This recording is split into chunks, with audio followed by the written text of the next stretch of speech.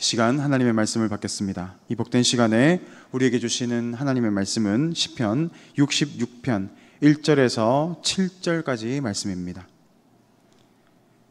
시편 66편 1절에서 7절까지의 말씀, 받은 은혜를 찬양하라 라는 제목으로 하나님의 말씀을 전하겠습니다. 시편 66편 1절에서 7절까지 말씀을 한 절씩 교독해서 읽겠습니다. 온 땅이여 하나님께 즐거운 소리를 낼지어다.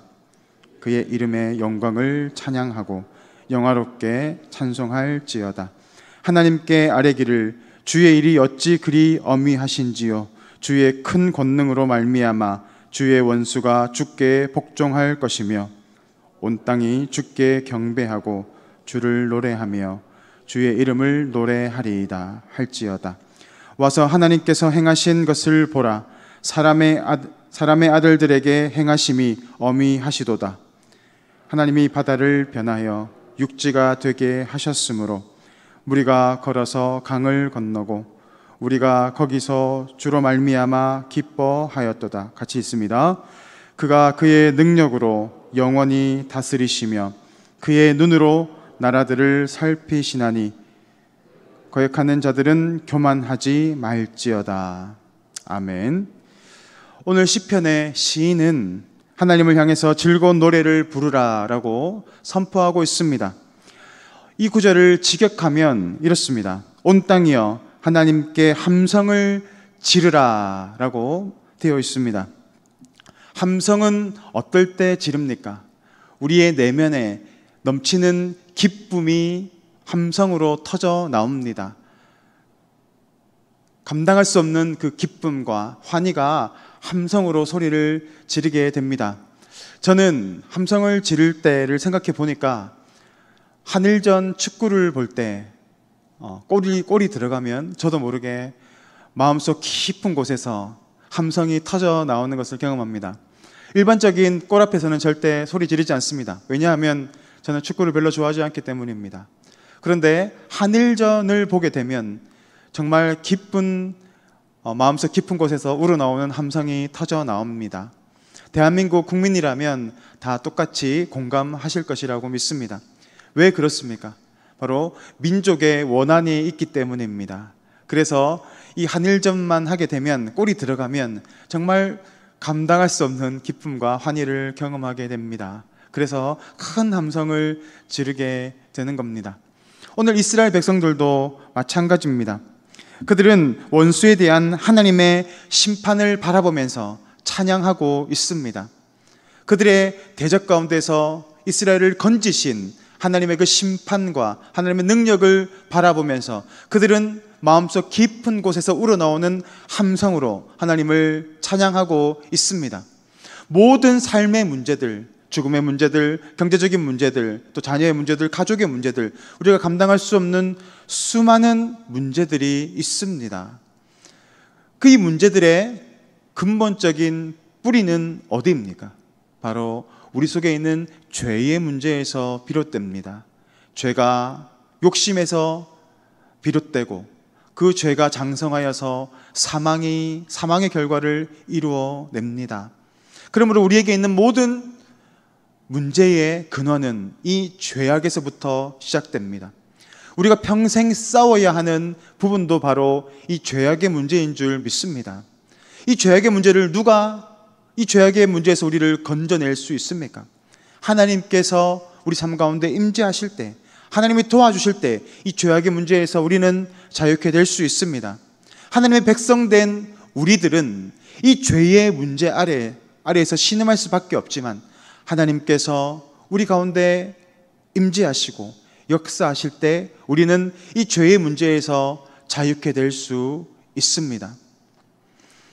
미련한 사람은 이 세상과 타협하며 살아갑니다. 세상과 손을 잡으며 살아갑니다. 왜냐하면 그들은 자신에게 닥쳐있는 그 문제를 감당할 수 있는 힘이 없기 때문입니다. 그래서 그들이 할 수 있는 최선의 선택은 세상과 타협하는 것입니다. 죄와 타협하며 살아가는 것입니다. 일제감정기에 많은 사람들이 일본에 항복하면서 그들과 손잡아 살아갔습니다. 일본의 앞잡이가 되어 살아갔습니다. 어떤 영화를 보니까 그들이 일본의 앞잡이가 잡혀서 재판을 받게 되는데 그들의 고백은 이렇습니다. 우리나라가 일본에서 자유롭게 해방될 것을 전혀 예상하지 못했기 때문에 자신들은 일본의 앞잡이가 될 수밖에 없었다라고 고백하는 것이었습니다.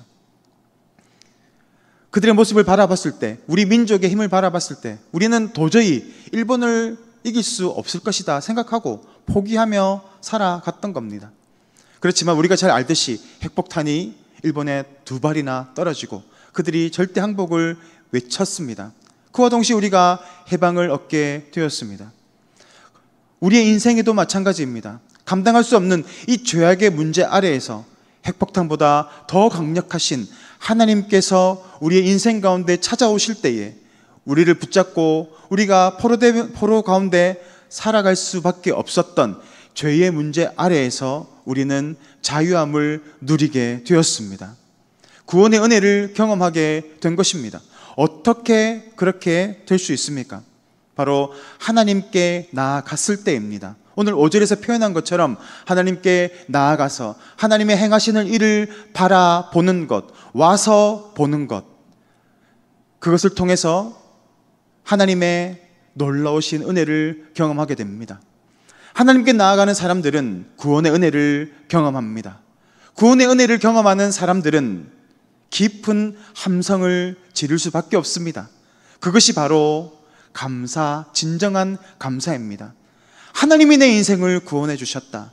하나님만이 나의 구원자가 되십니다. 하나님이 나의 능력의 반석이 되십니다. 라고 고백할 수 있는 것은 바로 그 은혜를 경험한 사람들만이 부를 수 있는 찬양입니다. 감사를 드릴 수 있다는 것, 찬양을 드린다라는 것은 받은 은혜가 있기 때문일 것입니다. 받은 은혜가 없다면 감사할 수 없습니다. 찬양할 수 없습니다. 수많은 문제 가운데에서 우리는 하나님께 나아가 간구할 수 있습니다. 그것이 우리에게 주어진 하나님의 축복이고 특권입니다. 성도의 특권은 하나님께 기도할 수 있고 하나님께 우리의 모든 문제를 아뢰고 또 응답받게 되는 것, 그것이 우리가 받은 놀라운 축복이자 특권인 줄 믿습니다. 그런 기도를 통해서 우리는 응답을 받게 되고 하나님께 진정으로 예배하는 예배자의 자리에 나아갈 수 있는 것입니다. 우리는 수많은 문제 가운데 살아갑니다. 감당할 수 없는 문제들이 너무나 많습니다. 그런 문제들을 바라보면 마치 바다 위를 걷는 것과 같습니다. 바다 위를 누가 걸을 수 있습니까? 그 문제 아래서 허우적거리면서 살아갈 수밖에 없는 것입니다. 그래서 세상과 타협하며 죄와 타협하며 살아가는 거죠.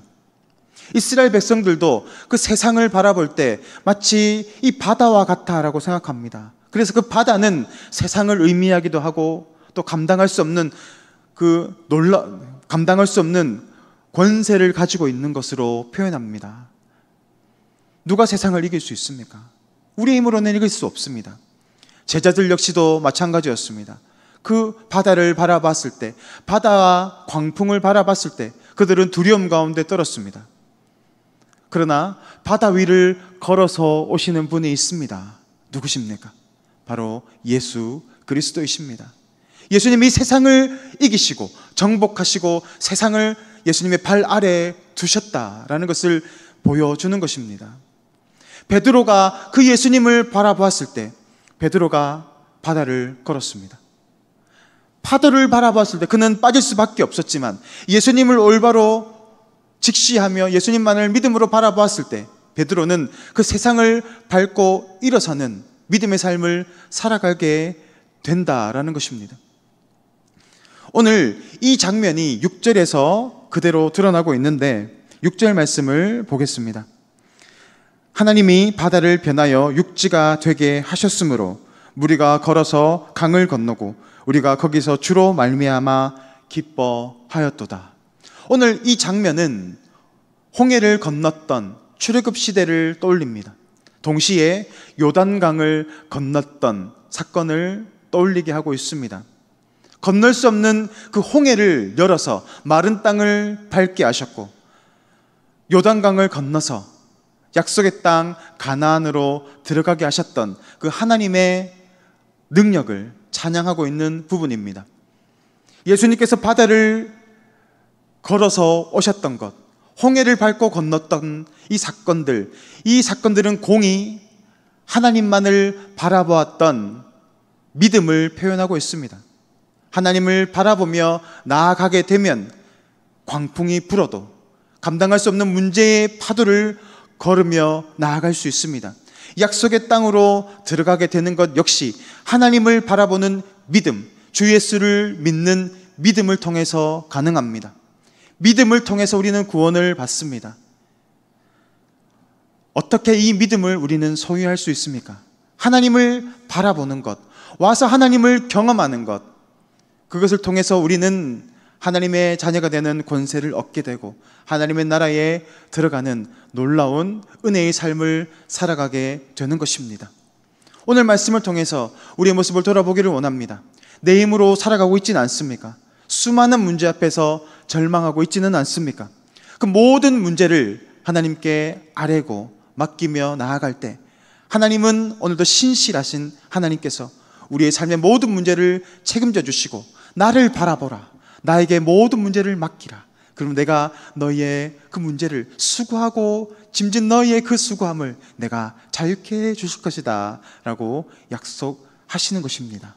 오늘도 우리의 삶의 문제를 주님께 맡겨드리고 하나님만을 바라보며 나아가시는 신실하신 주님의 백성들 되시기를 주님의 이름으로 축복합니다. 화면을 보시고 기도의 제목을 다 같이 읽겠습니다. 문제를 바라보지 않고 오직 문제의 열쇠 되시는 주님만을 바라보는 믿음을 허락하여 주옵소서. 날마다 구원의 감격과 은혜를 회복시키시고 깊은 감사와 기쁨의 찬양의 예배로 나아가도록 인도하소서. 이 시간 다 같이 기도하겠습니다. 우리의 힘과 능력이 되시는 주님, 오늘도 우리의 삶의 모든 문제를 주님께 맡기며 나아가기를 원합니다. 미련한 사람은 하나님을 바라보는 것이 아니라 내 힘과 내 능력을 의지하지만 하나님의 백성은 하나님을 바라보며 모든 문제를 하나님께 아뢰며 나아가는 줄 믿습니다. 오늘 우리에게 이 거룩한 지혜를 허락하여 주시고 하나님만을 바라보며 이 세상을 이기며 정복해 나아가는 놀라운 하나님의 백성으로 살아갈 수 있도록 은혜 위에 은혜를 더하여 주옵소서. 이 모든 말씀 예수 그리스도 이름으로 기도드리옵나이다. 아멘.